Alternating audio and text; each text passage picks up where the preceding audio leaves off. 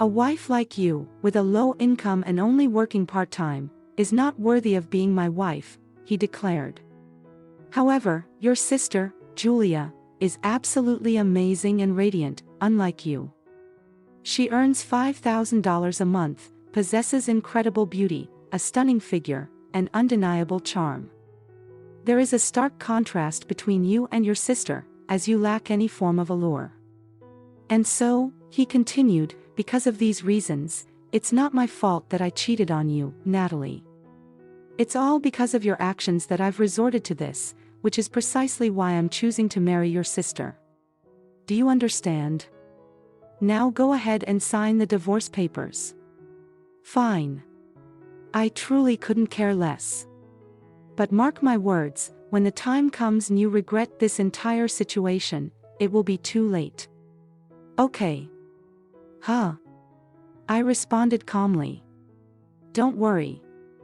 I won't feel any regret at all. In that moment, I pondered the situation. How easily everything could fall apart. I observed my husband as he left the room, mocking me, and I couldn't help but think to myself, how pathetic.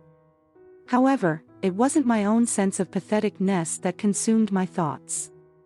It was the realization of just how pitiful my husband truly was. From this point forward, he would be the one to lose everything. I am married to Dylan, my husband, whom I met through a friend. Together, we lead an ordinary life as a couple. Although we married at a young age without having any children, we were able to devote ourselves to each other, our hobbies, our friends, and the things we loved. I like to do crafts and making little dolls, and Dylan, on the other hand, loves going out for drinks with his friends, so supposedly he and his friends get together once a month to catch up with each other. One day when Dylan came home from drinking with his friends, he looked a little dissatisfied, which was pretty unusual while preparing water to sober him up. I called out to Dylan. "Oh, welcome home, honey. What's wrong? Why are you frowning, honey?" "Oh, well, I heard that a friend of mine is moving into a new place, and you know that big tower apartment in the neighborhood, which finished construction recently. Well, he's moving into that apartment." "Oh, wow. That's amazing. We can't imagine what that kind of world is like living in a place like that for us. But it must be really nice." Just like Dylan has said, the construction of the magnificent tower apartment that had been under construction in our neighborhood for several years had finally been completed. I was looking at the construction site wondering what kind of rich people would be living there, but I was surprised that anyone close to us would be living there. Yeah, it's really hard to imagine, isn't it? Saying this, Dylan took the glass of water I gave him and chugged it in one go. My friend's wife is supposedly self-employed and makes a lot of money, which is why they're rich. But compared to that, I'm the only one making any money, so it is definitely not possible for us. "Oh, honey, please don't say it like that. I work at the part-time job too, but that's no different from a part-time job that even students are doing. I'm sorry, but it doesn't count as a proper work," as my husband let out. A huge sigh. He said that and pushed the empty glass towards me. "But compared to that, Natalie, your sister Julia is amazing, isn't she? When we had dinner with Julia the other night, she was wearing really expensive branded clothes, and she's such a beauty, attracting everyone around her. And plus she also told me that her monthly income is $5,000. Isn't that about 10 times more than what you earn with your petty job?" Dylan said this with a laugh and disappeared into the bedroom as he walks delay. Since he was also drunk from the alcohol, I let out a small sigh as I watched him disappear. Dylan looks down on me on a regular basis, and I really hate it when he does that. Dylan works for a somewhat small local business, and from what I hear from Dylan, it's a very tough place to work because the pay doesn't increase that much. I understand that, but that doesn't mean that he should look down on me. And recently, Dylan has been praising about what my sister wears frequently. My elder sister, Julia, who is 3 years older than me, also lives nearby where we live. She's also the type of person who likes to go out for drinks. So I knew that she and Dylan often went out for drinks together. Julia has always been popular since we were young. Julia, who is always stylish and beautiful, is pampered and spoiled by everyone around her and has a personality so different from mine that it is hard to believe that we are even sisters being with such a cheerful person like Julia. Dylan and her must get along really well. The two of them would frequently go out to pubs and bars to drink together. I never thought that Julia and I would be compared as sisters, even after I got married to Dylan, and to think that my own husband was the one doing it today too. I felt really uneasy about what Dylan has said. While I went to sleep the next day, Dylan, who had the day off, suddenly says something while we were eating breakfast together. "Hey Natalie, why don't we move to that big tower apartment? You are talking, you know that, right? As my personal opinion, I think that for us, a small house is just perfect for each other. Plus, I don't think that we'd really feel at home if it's too big like that tower apartment." Well, that may be true, but if we think about getting old, isn't it not a bad idea to live in a place with good security and moving into a place which is just really clean and nice? But if we move into a tower apartment now, we won't be able to live the life that we're living right now before we get old. You know that, right? But hearing this, Dylan was still mumbling and complaining. As if he was still not convinced with what I was saying about the truth.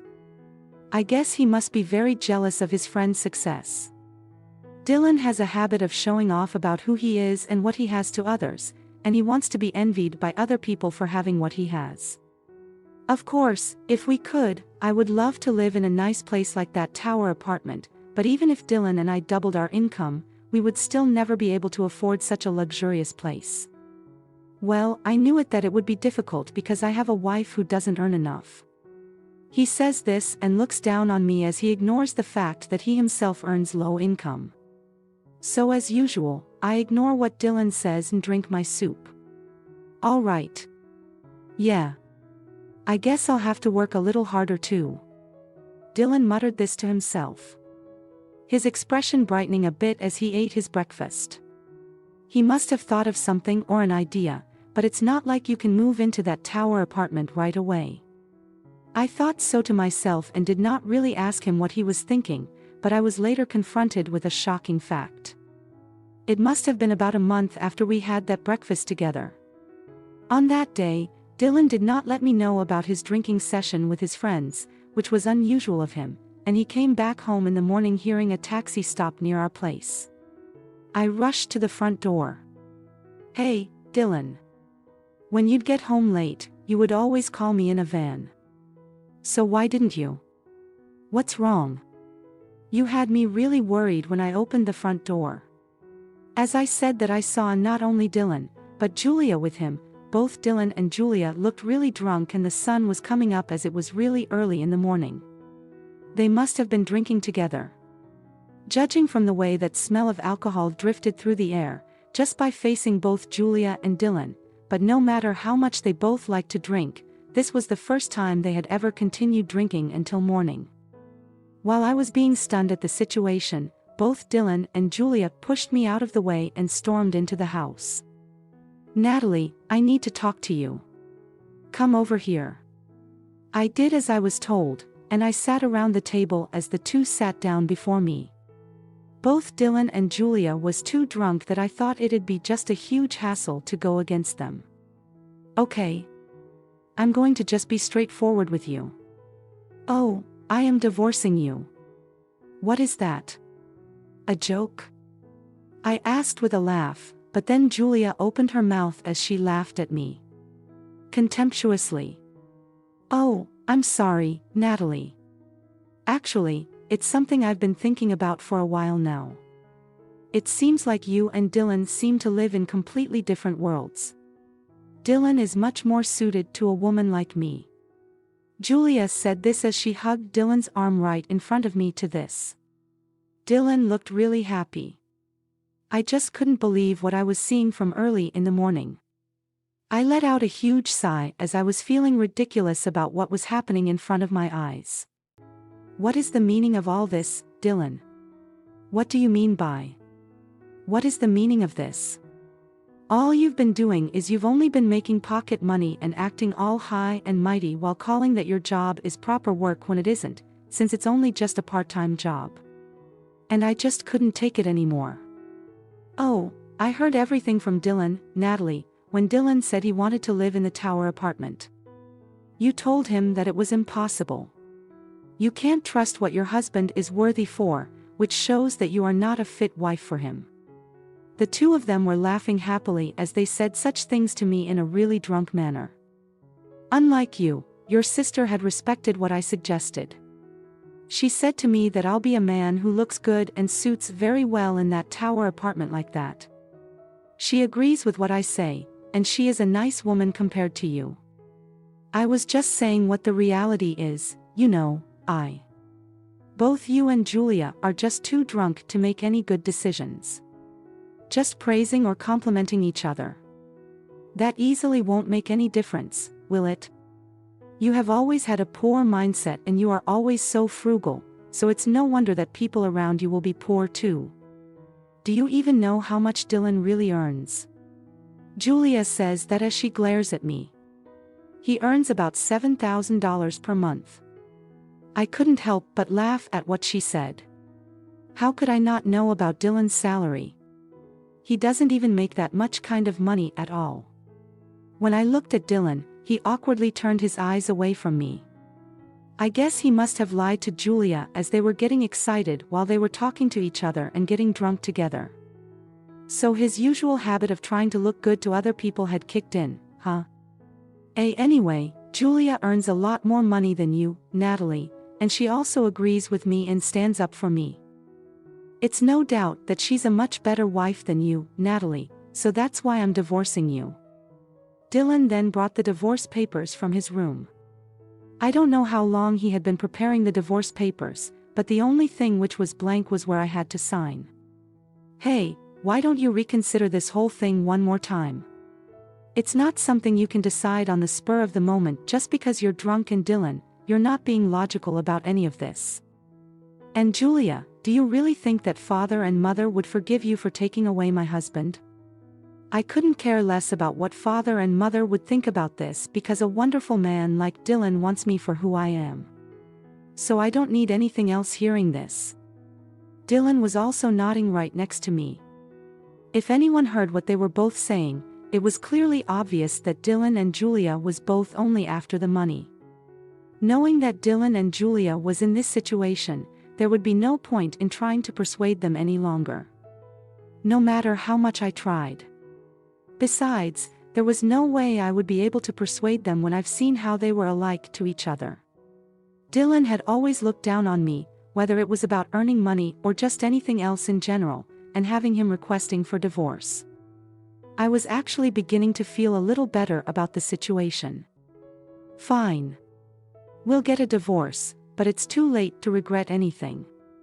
Okay.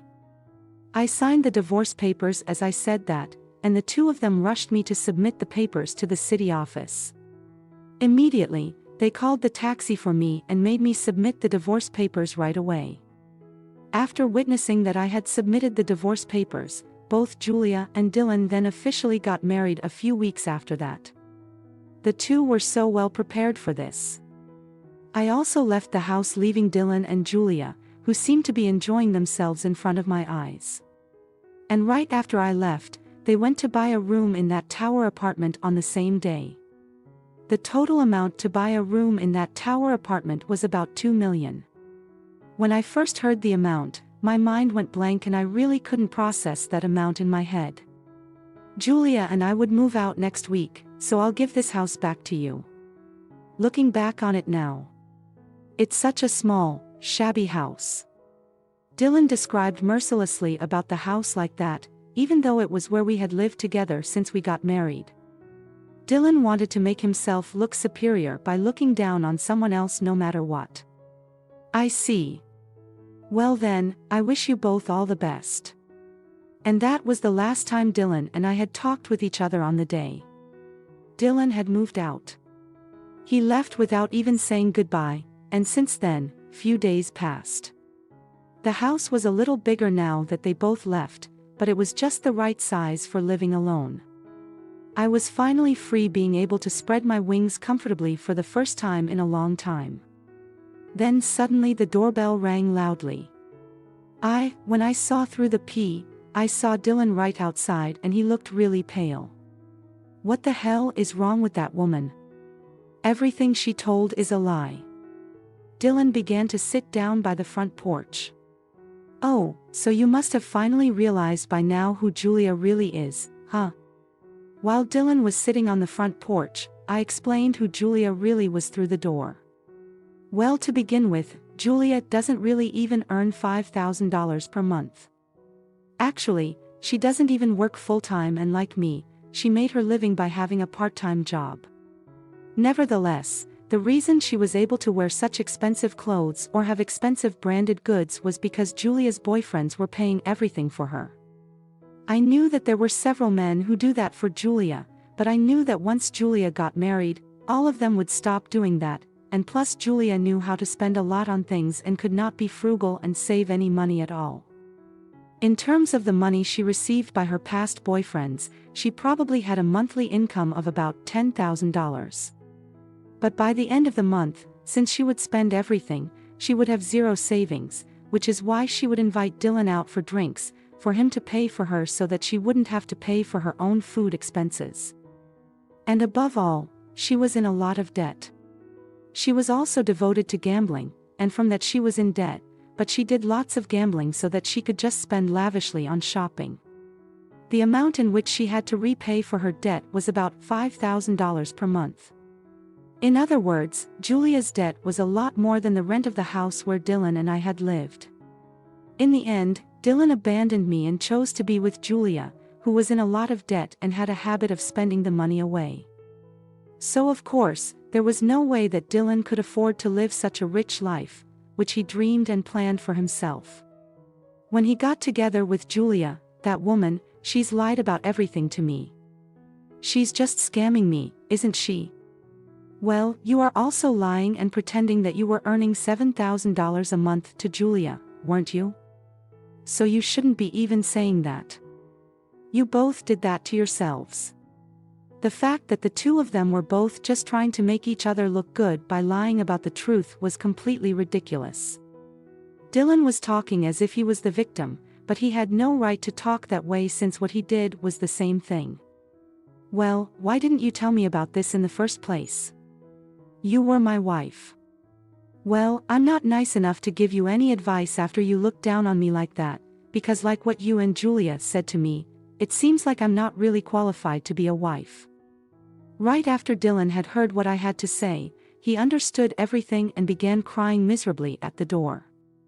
I'm so sorry, Natalie. I was completely wrong. I beg you, please just start over with me. If I continue to stay with that woman, I'll be ruined too. It's too late to regret it now. I will never, ever get back together with you, so can you please leave now? If you make any scene here, all the neighbors will see what you're doing and it'll be a rumor in no time. Okay. Since you want other people to know that you're a good person, that's the last thing you want to be seen as, right? Dylan seemed to have been at the door for a while, but before I knew it, he left the house. He hates more than anything to be seen crying by the people he knows or he has met before. I felt just a little sorry for him, thinking that he would be a lot more miserable in the future. It seems like Dylan stayed at the tower apartment for only a few days and immediately sold the room, but since a large amount of debt remains for the tower apartment, he will have to pay it off bit by bit from now on. Julia and Dylan currently rented a new room and is living in it, but it is a small apartment for two people to live in, and they seem to be constantly fighting every day. Everything is coming all to Dylan with the fact that his divorce from me was due to his affair and that he also had to pay alimony to me because of what he has done. The remaining debt for the tower apartment and the rent and the alimony. Naturally, it is not something Dylan, who really has a low monthly salary, can afford to pay, which is why he also began doing part-time jobs and other different jobs on the side so that he could pay off what he had to pay. As for Julia, who is living with Dylan, she must have seen how frugal they both have to be, but it seems like she bought tons of clothes at a local clothing store the other day. It appears that Julia's spending habits continue to persist, making it challenging for her to break free from them. It's difficult to envision when she will be able to repay her debts.